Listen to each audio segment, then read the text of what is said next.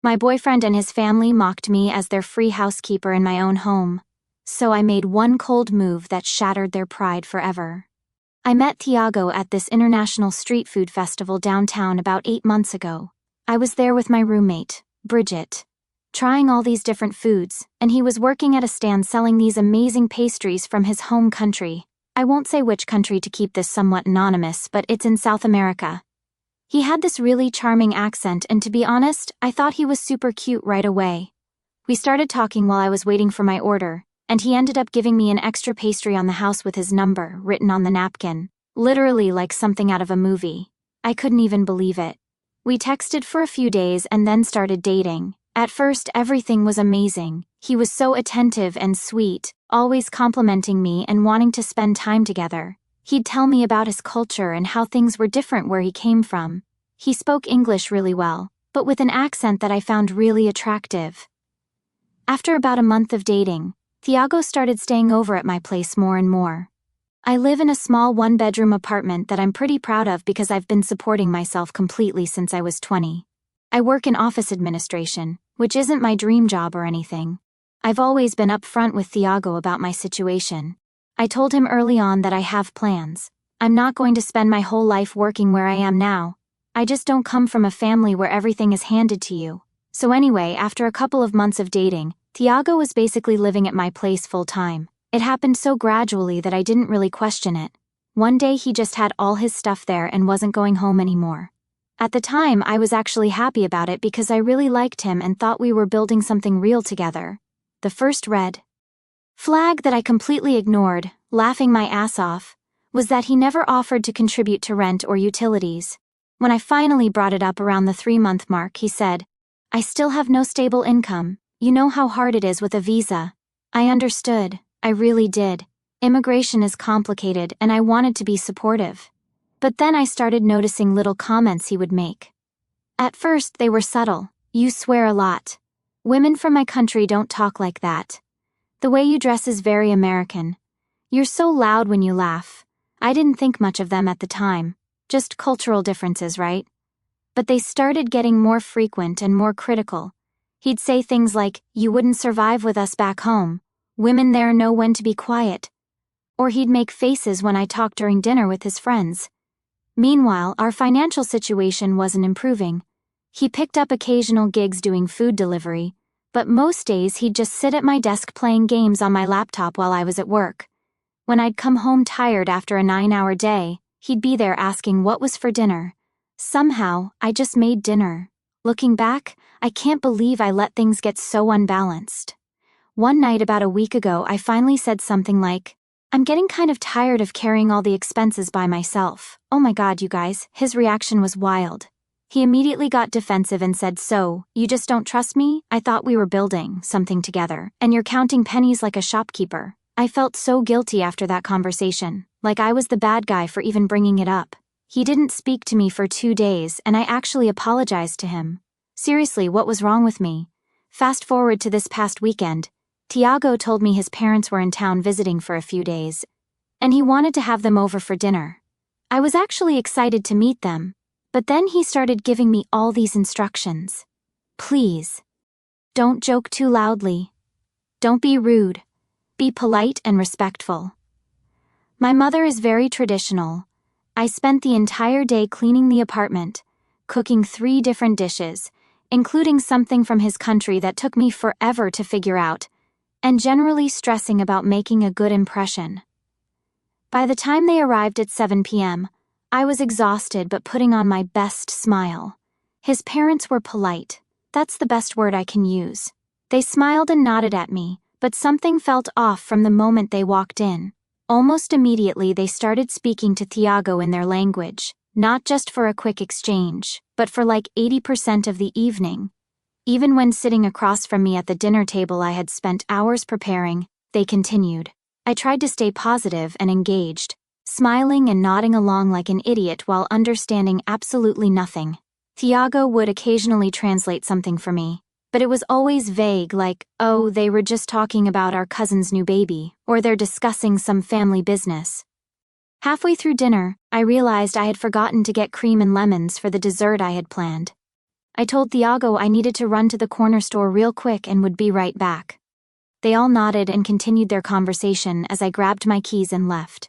When I returned about 15 minutes later, they seemed to switch topics abruptly. The rest of the evening went the same way.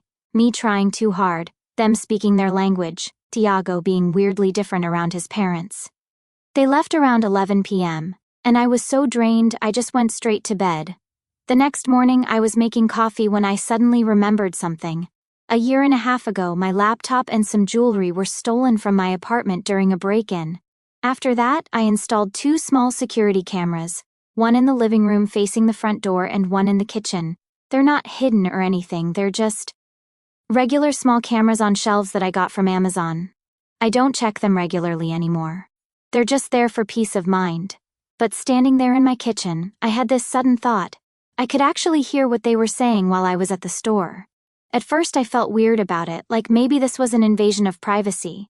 But then I remembered that, 1, it's my apartment, 2, the cameras aren't hidden, and 3, they were literally sitting in my home talking about something while I wasn't there. So, I grabbed my phone and pulled up the security app. I found the footage from last night around 8:30 p.m., when I had gone to the store. At first it was just more of the same, them talking in their language while eating my food in my apartment. But then, about 2 minutes after I left, the conversation shifted. I could tell from their body language and tone that something had changed. I couldn't understand a word they were saying, but I could feel the mood change through the screen. His mother was speaking more animatedly, gesturing toward the kitchen where I had been cooking all day. His father was nodding and occasionally laughing. And Thiago was smiling and nodding along with whatever they were saying. I didn't know what to do with this footage since I couldn't understand them anyway. But then I remembered this online service that can transcribe and translate audio. I've used it before for work stuff, so I downloaded the clip and uploaded it. About an hour later I had a transcript in English, and guys, I wish I had never translated it. His mother had said, "She's not very pretty, but she cleans up after you well." She laughed and added, "Well, she knows her place at least." His father replied, "She's like a free housekeeper. Smart choice, son." And Thiago, the man I've been supporting, cooking for, cleaning up after for months, laughed and said, "She's useful. The apartment is always clean. Food is always ready. American girls are so easy to manipulate. Just make them feel bad about asking for anything, and they'll give you everything." There was more, much worse. But I can't even type it out without feeling sick all over again. They mocked my appearance, my job, my apartment, even the food I had spent all day preparing, all while eating at my table in my home. The most painful part was that throughout their entire conversation, there wasn't a single moment where Thiago defended me. Not once did he say, "Don't talk about her like that," or "I actually care about her." Instead, he participated. He laughed. I sat there staring at my phone screen for what felt like hours.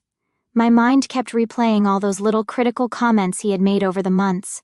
All the times he had made me feel like I wasn't good enough or didn't measure up to the women from his culture. It all made sense now. He never respected me. I was just convenient. He's still asleep in my bed as I type this. He doesn't know that I know. I'm sitting in my kitchen, the same kitchen where his family laughed at me, trying to figure out what to do next. I know I need to end this. I know I need to get him out of my apartment, but part of me wants to confront him with what I heard. I want to see his face when he realizes I understood every awful word they said. Anyway, that's where I'm at right now. A woman who apparently spent 8 months being someone's free housekeeper while thinking she was in a relationship. I feel so stupid. He just woke up and asked what I'm doing. I said, "I'm just checking emails." He kissed the top of my head and is now in the shower. I think I'm going to start packing his things while he's in there. I don't want him in my home another night. I honestly didn't expect so many responses, and I read every single one while hiding in the bathroom yesterday morning. So, a lot has happened in the last 36 hours. I'm typing this from my friend Bridget's couch at like 2 a.m. because I couldn't sleep. Where I left off yesterday, Thiago was in the shower, and I had just discovered what he and his parents said about me when I went to the store. I was sitting there feeling weirdly calm, like when you're so angry that you go completely quiet inside. That feeling lasted until I heard the shower turn off. I put my phone down and went straight to the bedroom. I pulled out 2 black garbage bags from under the sink and just started packing his stuff. Not neatly or anything, just shoving clothes, shoes, his stupid gaming headset, everything into these bags. There wasn't even that much because he came into my life with basically nothing. I found the little box where I kept photos of us together. Ones from that food truck festival where we met, a beach day from last summer, stuff like that. I ripped them all in half and threw them in with his clothes. I was in the middle of emptying his drawer when he walked in with just a towel around his waist. He stopped dead when he saw the bags, the clothes everywhere, and the look on my face. At first he seemed confused, asking, "What are you doing? Is something wrong?" His voice had this nervous edge that I'd never heard before. When I didn't answer right away, he tried to touch my arm and I moved away so fast I knocked over the lamp on my nightstand. It didn't break, but the shade got dented. That's when I told him. I said I knew exactly what he and his parents said about me while I was at the store. I told him I had the footage from my security camera, that I had it translated, and that I knew he called me his personal housekeeper to his parents. You guys, the way his face changed. First, there was this split second of shock, then instant denial. He tried to say I must have misunderstood the translation, that I didn't understand the cultural context, that they were just joking. When he realized I wasn't buying it, he switched tactics completely. He got angry and started yelling about how I was spying on him, how I invaded his privacy by recording his private conversation with his parents, like in my own home, on cameras that were visibly mounted on the wall that have been there since before I even met him. I was still weirdly calm, just continuing to pack his stuff while he ranted. That seemed to make him even angrier. He grabbed my wrist hard and pulled me away from the bags, saying I was crazy, that I was overreacting, that this was why women from his country were better. They didn't act hysterical over nothing. That's when I lost my calm. I yanked my arm back so hard that his nails scraped my skin. I shoved him away from me and told him to get out of my apartment. I said he had 20 minutes to get dressed, take his stuff and leave, or I was calling the police. He called me crazy and said I'd be nothing without him. Then came the part that actually made me laugh. He said I was throwing away the best thing that ever happened to me. The best thing, a man who mocked me to his parents, who contributed nothing, who treated me like a servant. I told him that was rich coming from someone who'd been living off me for months. I reminded him that everything he'd been enjoying was actually mine. My apartment, my food, my Netflix, my everything.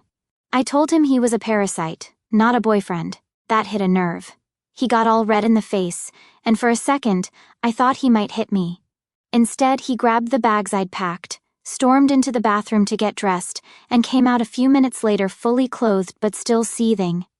As he was leaving, he kept trying to have the last word, saying I'd regret this, that I'd call him crying in a few days, begging him to come back. He said no one else would put up with me. I just opened the door wider and pointed out. The last thing he did before leaving was knock over the little table by the door, sending my keys and mail flying across the floor. Then he stormed out, slamming the door so hard that my neighbor across the hall opened their door to check if everything was okay. After he left, I just sat on the floor of my living room for like an hour. My wrist had these red marks where he grabbed me, and they were starting to bruise. That was when it really hit me how bad things had gotten. How I'd let someone treat me that way for months. I cried for a while. Not sad tears really, more like relief mixed with anger. Then I kicked into practical mode. I texted my friend Bridget and gave her a quick rundown of what happened. She immediately offered to come over, but I needed some time alone first. I went around the apartment gathering anything Thiago might have left behind. I found his spare phone charger, a couple of books, and a jacket in the closet. I put them all in another bag by the door. Then I called a locksmith. It cost me $275 for an emergency Sunday service call, but by 6 p.m., I had new locks on my door. Worth every penny, to be honest. Around 8 p.m., the text started. First, it was just one, "You're making a big mistake." I didn't respond. Then, I left my charger and some other things. I need to come get them. Then, "Are you seriously ignoring me? After everything I've done for you?" Everything he's done for me. I almost threw my phone across the room. By 10 p.m., the tone had shifted. "I'm sorry if you misunderstood what we were saying. It's a cultural thing. You wouldn't understand." Then, "Can we please just talk about this? You're overreacting." Shortly after, Bridget came over with wine and takeout. She sat with me while I showed her the video and the translation. She was livid, like I had to talk her down from going to find Tiago herself. She stayed until midnight, helping me delete photos of him from my phone, and untagging myself from posts with him on Instagram. This morning, Monday, I woke up to 17 missed calls and about 30 texts from Tiago. They ranged from angry, "You'll regret this," to apologetic, "I'm sorry, please let's talk," to manipulative, "I have nowhere to go." You know my situation. I blocked his number. Then I remembered he could still contact me on Instagram and WhatsApp, so I blocked him there too. Then Facebook, then even LinkedIn, just to be safe. I called in sick to work because my wrist was sore, and I honestly couldn't face people yet. My boss was understanding. She just said to take the day and feel better. Around noon there was a knock at my door. I checked the peephole and surprise, it was Tiago. I didn't answer. He kept knocking, then started calling my name through the door. I stayed completely silent, just sitting on my couch, watching him through the peephole like some weird reversed stalker situation. After about 10 minutes he left. I texted Bridget again, and she insisted I come stay with her for a few days just to be safe. That's where I am now. I also keep thinking about all the little red flags I ignored over the months. How he never contributed financially, the way he criticized how I talked, dressed, and laughed. How he made me feel guilty for asking for basic fairness. The fact that he never invited me to hang out with his friends without him. How he belittled my career goals. Each one seems so obvious now, but I miss them all because I don't even know. I guess I was just so caught up in the idea of this charming exotic boyfriend that I didn't want to see the reality. Oh, and one more thing. His cousin, the one he's actually close with, messaged me on Instagram this afternoon. Apparently, Tiago told his entire family that I threw him out because I was mentally unstable and jealous of his culture. His cousin didn't believe him, and wanted to know what really happened. I sent her the translated transcript of what they said about me. She was horrified and apologized for her family's behavior. At least one decent person in that crowd. So that's where I am right now, sleeping on a friend's couch, having blocked my boyfriend of 8 months on every platform, and trying to figure out what happens next. I've never had a relationship end this dramatically before. Part of me is scared he'll keep trying to contact me or show up at my workplace. He knows where I work. Another part is just sad about the whole thing, not because I miss him, but because I feel so stupid for not seeing this sooner. Bridget thinks I should file a police report about him grabbing my wrist just to have it on record in case things escalate. I'm not sure if that's necessary, but maybe she's right to be cautious. Actually, do any of you have experience with something like this? How long did it take your ex to stop trying to contact you? Should I be worried about him showing up at my workplace? Am I overreacting to all of this?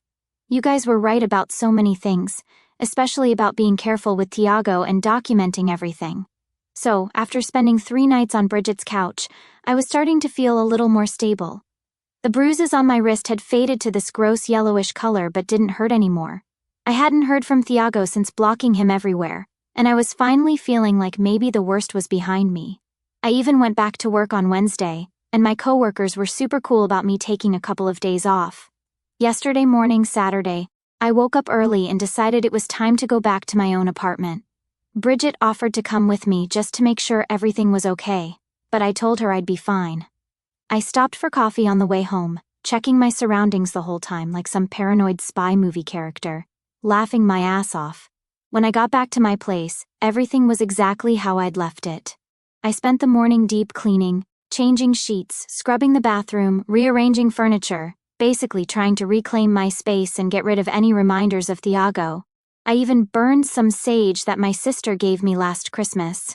Yes, I know it's cliché, but it made me feel better. Around noon, I figured I should check in with my parents. We usually talk on weekends, and I hadn't told them about the breakup yet. My mom and dad live about 40 minutes outside the city in the house where I grew up. I thought about calling, but then decided it might be nice to see them in person. I texted my mom to ask if I could come over for dinner, and she replied with a simple, "Yes, we need to talk." That was weird. My mom is the queen of emojis and exclamation points in texts.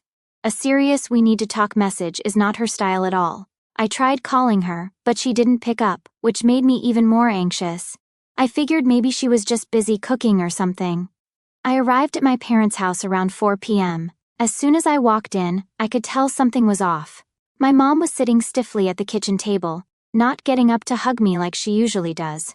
My dad was standing by the counter making coffee with his back to me. The tension in the room was so thick I almost turned around and left. I asked what was going on and my mom just looked at me with this expression I couldn't quite read. She asked if I was doing okay mentally these days. I was completely confused until she said that Thiago had come to see them yesterday. You guys, he went to my parents' house. Apparently, he showed up unannounced Friday morning looking all polished and put together. He apologized for coming without warning but said he was worried about me. He told them I'd been acting erratically, that I'd become paranoid and was secretly recording him. He claimed I had thrown him out in a fit of rage, had physically attacked him, and that he was concerned about my mental health. He showed them a scratch on his face that I definitely did not give him, and implied I had done it during our fight. He painted this whole picture of me as an unstable girlfriend who turned violent when he tried to help me. My mom was watching me carefully as she told me all this, clearly trying to gauge my reaction. I could tell she wasn't completely buying his story. She knows me better than that, but she was concerned enough to not immediately dismiss it either. I sat down at the table, feeling like the floor had dropped out from under me.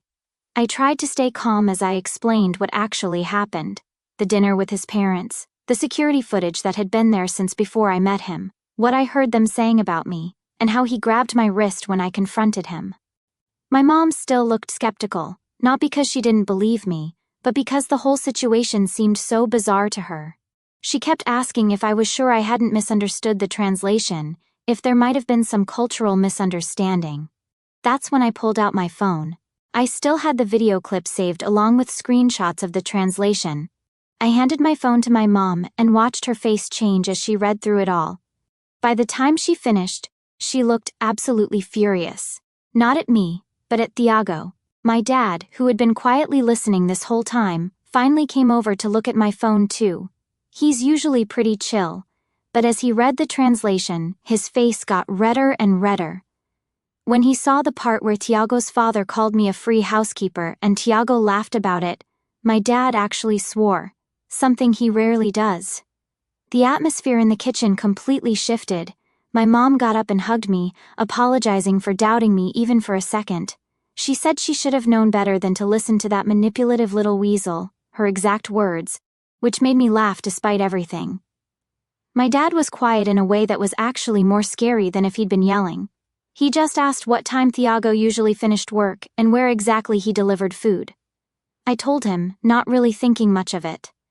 Then we tried to have a normal dinner, but my dad kept checking his watch and seemed distracted throughout the meal. Around 7 p.m., he suddenly stood up, grabbed his keys, and said he needed to go out for a bit. My mom tried to ask where he was going, but he just said he'd be back soon and left. My mom and I looked at each other, both realizing at the same time what he was probably doing. I immediately tried calling my dad, but he didn't pick up. I started freaking out, imagining him confronting Thiago and things getting out of hand. My mom was worried too but kept saying that my dad wasn't stupid. He wouldn't do anything that would get him in trouble. We sat there for like 2 hours, repeatedly trying to call him, getting more anxious by the minute. Finally, around 9:30 p.m., we heard his car pull up in the driveway. He walked in looking completely normal, like he'd just gone out for groceries or something. When we both started demanding to know where he'd been, he calmly sat down and said he'd gone to find Thiago at the delivery place where I told him he worked. He waited until Thiago came out after his shift and then approached him. According to my dad, he kept his cool, though I'm not sure I completely believe that. He told Thiago that he knew everything, that he'd seen the video, read the translations, and knew about Thiago grabbing my wrist. He told him in no uncertain terms to stay away from me and my family. My dad said Thiago tried to defend himself at first, insisting there was a misunderstanding. But when my dad mentioned the specific things that were said on the video, Thiago's face apparently went white. My dad told him that if he ever contacted me or came near our family again, there would be consequences. He didn't elaborate on what those consequences would be, and to be honest, I'm not sure I want to know. My dad said, "You were sitting at our table, eating our food, and then you called my daughter a maid who was only good for cleaning up after you." If you ever speak about her that way again, or if you spread any more lies about her, you'll regret it." According to my dad, Thiago didn't say another word. He just stood there looking shocked. As my dad walked away, part of me wishes I could have seen his face in that moment. When my dad finished telling us what happened, I felt this weird mix of emotions. Relief that someone had stood up for me so fiercely, embarrassment that my parents had to get involved in my relationship drama at age 26, and lingering anxiety about how Thiago might react. I ended up staying the night at my parents' house, mostly because it was late, and I was emotionally drained. This morning at breakfast, my mom suggested I might want to file for a restraining order, especially given Thiago's pattern of escalation, first showing up at my apartment, then going to my parents behind my back. I'm seriously considering it, but the process seems complicated, and I'm not sure if what's happened so far is enough for a judge to grant one. Has anyone gone through this process? What kind of evidence did you need? Oh, and I got a text from Thiago's cousin, the one who messaged me on Instagram before, last night. Apparently, Thiago called his mother after my dad confronted him, and she's furious. Not at my dad or me, but at Thiago for embarrassing the family. His cousin also mentioned that Thiago has been crashing on different friends' couches since I kicked him out, and most of them are getting tired of him. He lost his food delivery gig because he kept showing up late, and he's quickly running out of options. I'm going back to my apartment today. Bridget offered to come stay with me for a few days if I'm nervous about being alone, but I think I'll be okay. I've let my building manager know about the situation just in case Thiago tries to get into the building again. Also, random side note, but I've started therapy. Had my first session yesterday morning before going to my parents. My therapist seems great and she's helping me understand how I ended up in this situation to begin with. Turns out I have some work to do on recognizing red flags earlier and setting better boundaries. Turns out I was wrong, and yesterday things reached a whole new level of crazy that I still can't fully process. So after my dad confronted Thiago, things were actually pretty quiet for about 10 days. I moved back to my apartment, started getting into a routine again, and was feeling more like myself. I even went on a little shopping spree and bought some new throw pillows and plants to reclaim my space. Small things, but they helped erase the feeling of him being there. My therapist suggested I keep a journal of my feelings about everything that happened, which sounded super cheesy at first, but it's actually been helping. Writing things down makes them feel less overwhelming somehow. I've had 2 more sessions with her, and we've been unpacking why I let so many red flags slide for so long. Turns out I have some stuff to work through about my self-worth. Who knew? Laughing my ass off. Anyway, work has been a welcome distraction. My coworkers don't know all the details, but they know I went through a bad breakup, and everyone's been really supportive. Yesterday started like any regular Tuesday. I woke up, did my skincare routine while listening to a podcast, grabbed coffee from the place down the street, and headed to the office. The morning was busy with back-to-back meetings, and I barely had time to check my phone until lunch. When I finally did check it around 1 p.m., I had 3 missed calls from an unknown number and a voicemail. I stepped into the break room to listen to it, and as soon as I heard the voice, my stomach dropped. It was Thiago, sounding not right. His words were slightly slurred, and he kept switching between English and his native language. From what I could understand, he was saying he needed to talk to me, that everything was falling apart, and that I owed him a conversation. I immediately deleted the voicemail and blocked the number, then texted Bridget to let her know he'd found a way to contact me again. She suggested I tell my office security, just as a precaution, which seemed like overkill at the time, but I decided to stop by the front desk anyway. Our building has 2 security guards, this older guy named Ron, who's been there forever, and a younger woman named Alexis who started a few months ago. I caught them between shifts and briefly explained that my ex might try to contact me at work, and that I didn't want to see him. They were super understanding and said they'd keep an eye out, which made me feel a bit better. I went back to my desk and tried to focus on work, but I kept checking the time and glancing toward the elevator. By 4 p.m., I had convinced myself I was being paranoid. I mean, he'd left a weird voicemail, but that didn't mean he was actually going to show up, right? Around 4:30 p.m., I was in a small meeting with my team in one of the glass-walled conference rooms near the front of the office. We were discussing some upcoming project when I saw movement by the reception area. I glanced up, and there he was, Thiago, talking animatedly to Alexis at the front desk. I quickly told my team I needed to step out and texted Ron, who I knew was in the break room, to come to reception ASAP. I ducked behind a column, trying to decide what to do. While I was still deciding, I heard his voice get louder. He was trying to move past Alexis, saying he just needed to talk to me for 5 minutes, that I was being childish by ignoring him. That's when Ron appeared, and thank God he did. Ron's this tall, broad-shouldered guy who used to be in the military, and he immediately positioned himself in front of Thiago, who took a step back.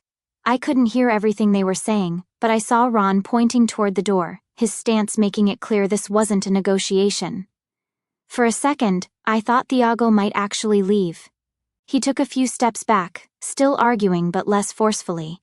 Then, because the universe apparently decided I hadn't been through enough drama yet, Marcus chose that exact moment to walk by me and ask if everything was okay.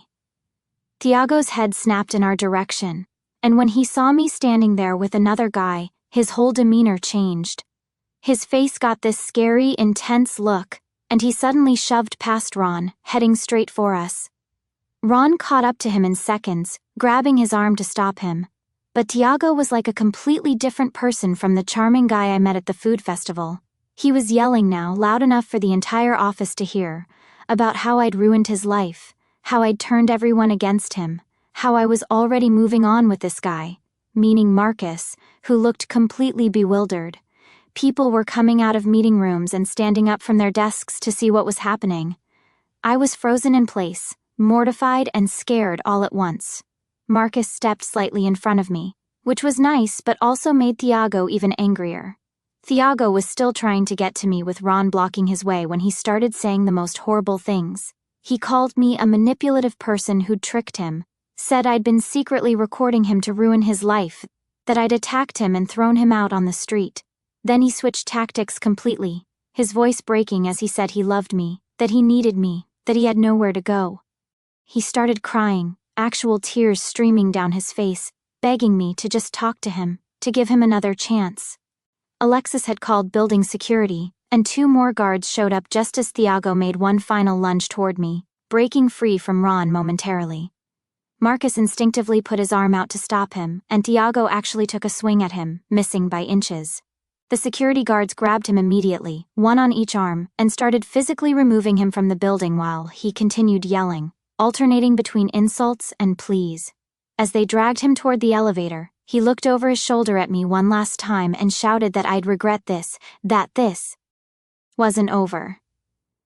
Then my boss appeared beside me and quietly suggested I take the rest of the day off. She walked me to my desk, waited while I gathered my things, and then had Ron escort me to my car just to be safe.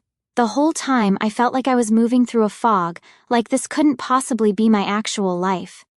I called Bridget from the parking garage, shaking so much I could barely hold my phone. She met me at my apartment 30 minutes later with takeout. I told her everything while we sat on my couch, and she stayed over again last night, sleeping in my bedroom while I took the couch because I was too wired to sleep anyway.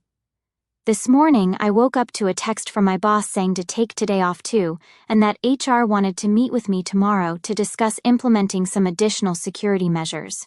Marcus also texted to check if I was okay, which was really decent of him considering he almost got punched by my crazy ex. I decided to call the police and file a report, something I probably should have done when Thiago first grabbed my wrist. The officer who took my statement was understanding. She said that while his behavior definitely warranted concern, they couldn't arrest him just for showing up at my workplace and making a scene, but she did help me start the process for a restraining order, which I'm following through with today. I also got another message from Thiago's cousin. Apparently, after the scene at my office, Thiago went on some kind of bender, posting a bunch of cryptic, angry stuff on his Instagram stories about betrayal and revenge. He blocked me, but mutual friends screenshot everything. His cousin is genuinely worried about his mental state and apologized again for what her family did. His cousin said his parents have finally intervened. They booked him a one-way ticket back to their country that leaves tomorrow. They've apparently told him he has no choice. They're cutting him off completely if he doesn't come home. His cousin thinks he'll actually go because he's running out of friends to crash with and has no money left. I've triple-checked that my doors and windows are locked, and Bridget is staying another night just to be safe. So, that's where things stand right now. I'm still processing everything, still a little on edge, but also feeling more certain than ever that I made the right choice in ending things. If his cousin confirms he actually gets on that plane tomorrow, I'll finally be able to breathe easier.